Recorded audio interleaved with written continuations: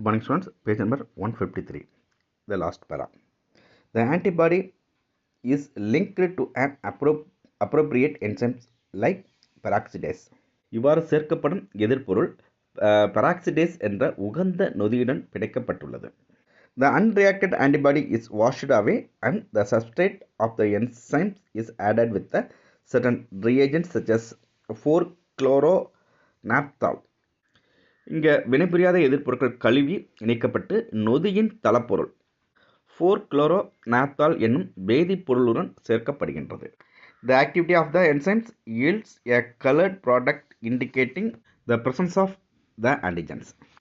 நொதியின் செயல்பாட்டால் நிறமுள்ள விளைபொருள் உருவாவது எதிர்ப்பொருள் தூண்டி இருப்பதை குறிக்கின்றது.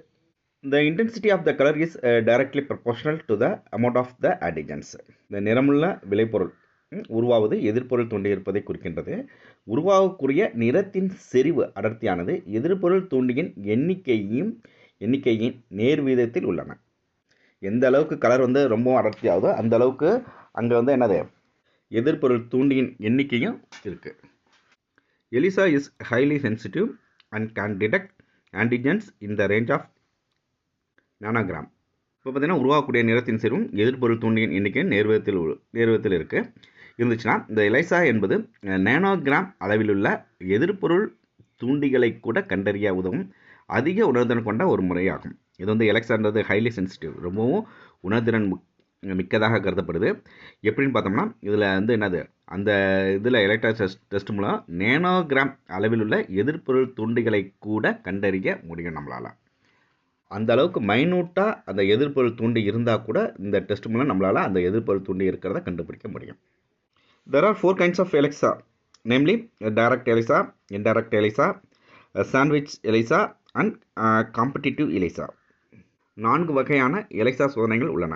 அவை நேரடி எலிசா டைரக்ட் எலிசா, மறைமுக எலிசா இன்டைரக்ட் எலிசா, இடை அடுக்கு எலிசா சாண்ட்விச் மற்றும் போட்டியிடும் எலிசா காம்படிட்டிவ் எலிசா என்று 4 வகையான எலிசா உள்ளன. It is a highly sensitive and specific method used for diagnosis. இந்த எலிசா highly sensitive, அதிக உணர்திறன் மிக்கதாக காணப்படுது. ELISA possesses the added advantages of not requiring radioisotopes or radiation counting apparatus.